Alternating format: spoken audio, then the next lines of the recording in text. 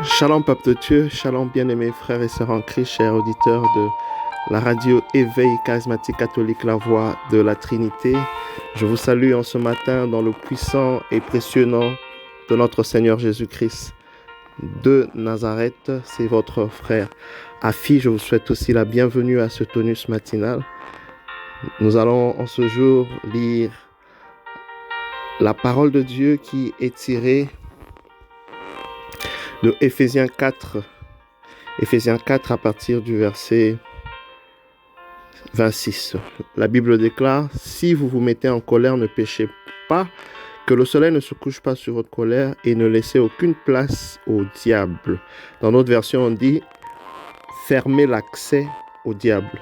Père, nous voulons te rendre gloire, te bénir, te dire merci pour ton amour, ta fidélité. Merci pour ce matin, la force que tu accordes à chacun de nous retrouver, Père, autour de ta parole. Seigneur, nous voulons nous abandonner à toi, te laisser le déroulement complet de cet instant. Remplis-nous de ton Saint-Esprit. Viens parler à chacun de nous de manière individuelle, de manière particulière, Seigneur. Donne-nous la révélation de cette parole. Fais-nous grandir dans tes voies, ô Père. Jésus a dit: ces paroles sont esprit et vie. Je prie dans le nom de Jésus que ces paroles, Seigneur, aient de l'impact, que cela porte du fruit qui demeure dans la vie de chacun, la vie de toute personne qui sera en contact avec cette parole, dans le nom puissant de Jésus-Christ de Nazareth. Amen. Oui, bien-aimés, la Bible déclare: si vous vous mettez en colère, ne péchez pas, que le soleil ne se couche pas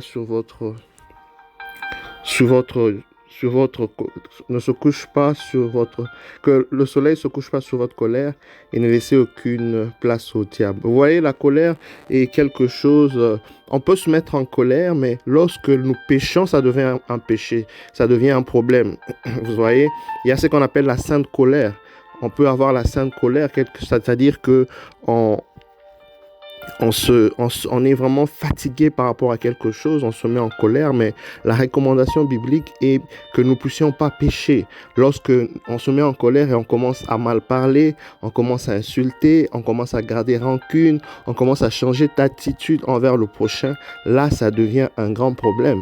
Et le Seigneur est en train de nous dire, bien-aimés, en ce matin, que cela est une porte d'entrée. Cela est une porte que le diable peut utiliser pour venir justement nous attaquer, pour venir vraiment agir dans nos vies, pour venir instituer son gouvernement. Nous savons qui émet des décrets de mort, des décrets de maladie, des décrets d'oppression, tout ce qui est mal, parce qu'on l'identifie en tant que l'esprit du mal. Ainsi, en ce matin, j'aimerais nous exhorter, bien-aimés, à veiller et prier. Veiller et prier comme Jésus nous a dit. Prier, c'est bien. Nous sommes dans la défensive lorsque nous le faisons, aussi dans l'offensive, c'est une très bonne chose. Mais il faudra aussi veiller aux portes. Vous voyez, la Bible dit que notre corps est le temple du Saint-Esprit.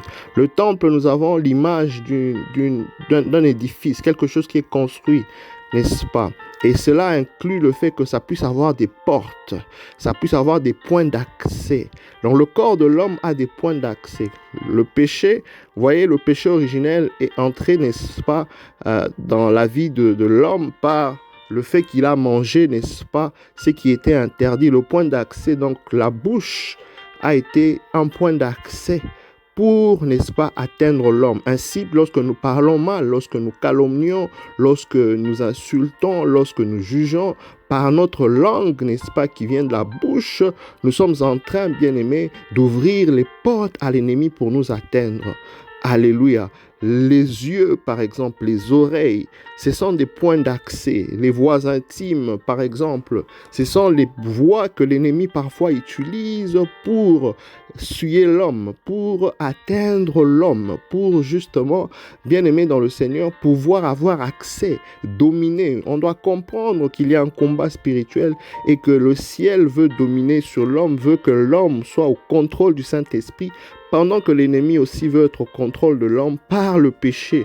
Et il essaye toujours, n'est-ce pas, d'établir des points d'accès. Notre responsabilité en ce matin, l'exhortation de ce matin, bien-aimé, est que nous puissions veiller à fermer les portes, que nous puissions veiller à fermer certaines portes par lesquelles l'ennemi est en train d'entrer dans notre vie, voudra entrer dans notre vie pour nous faire du mal. C'est très important de connaître les points sensibles, de connaître, n'est-ce pas, chacun connaît ses forces, chacun connaît ses faiblesses. On devra être en mesure d'identifier ces choses qui sont susceptibles de nous emmener vers le péché. La Bible dit, si ton œil, n'est-ce pas, t'emmène vers le péché, arrache-le. Si ton bras t'emmène vers le péché, coupe-le. C'est une manière du Seigneur de nous rappeler que nous devons nous détacher des choses, n'est-ce pas, qui peuvent nous emmener.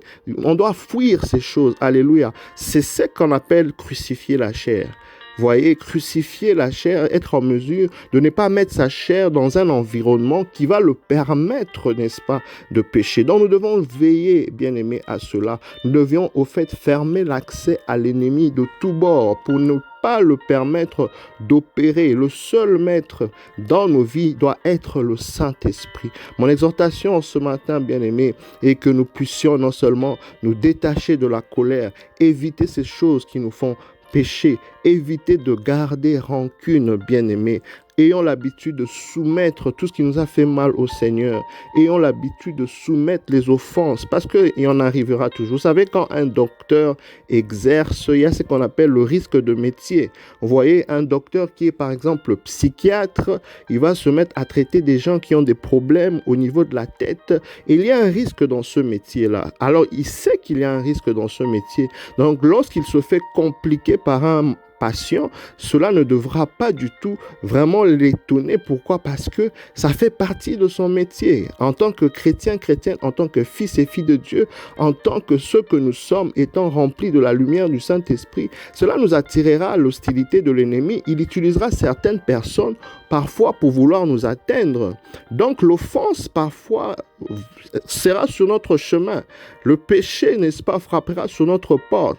Les gens parleront mal de nous, par exemple. Il y a beaucoup de choses qui peuvent arriver. On ne peut pas, n'est-ce pas, contrôler les comportements d'autrui, mais nous pouvons au moins nous discipliner pour ne pas laisser le péché dominer sur nous. Alléluia.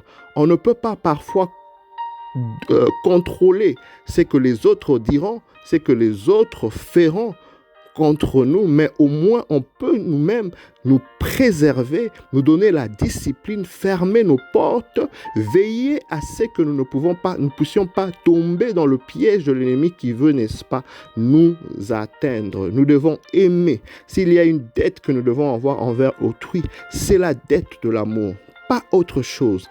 Pas la rancune, pas la colère, pas l'amertume, bien-aimés. Ainsi, nous ne pécherons pas. Nous serons conformes à ce que le Seigneur nous demande de faire. Ainsi, nous serons toujours en état de veille et nous serons toujours en train de prier. Donc, il y a aussi cette partie de beaucoup prier qui fait partie aussi d'un exercice spirituel qui nous permet de fermer nos portes. La prière nous donne la force. Ça nous donne la force dont nous avons besoin aussi de veiller. C'est pourquoi Jésus disait, n'est-ce pas, veillez et priez afin de ne pas tomber dans la tentation. Pourquoi? Parce que en priant, le Seigneur nous donne la force dont nous avons besoin pour veiller. C'est un peu comme une sentinelle, un agent de sécurité, par exemple, qui ne dort pas de nuit. Parfois, il va trouver des astuces pour essayer de chasser le sommeil. Vous voyez, avec le Seigneur, justement, il va nous donner des choses pour que nous soyons en mesure de veiller. Il va nous donner la force pour être en mesure de ne pas tomber dans les pièges. C'est pourquoi tu remarqueras souvent lorsque tu baisses l'intensité de prière ou lorsque tu pries pas, la chair va prendre le dessus. Certains comportements qui ne sont pas conformes à Dieu va commencer, n'est-ce pas, à voir le jour. La manière de le taire, de le combattre, c'est vraiment d'entrer dans une intimité profonde avec Dieu, de développer un mode de vie de prière continu, régulier, pour que par cet exercice spirituel, le Seigneur continue, n'est-ce pas, à déployer sur toi sa force, à te recharger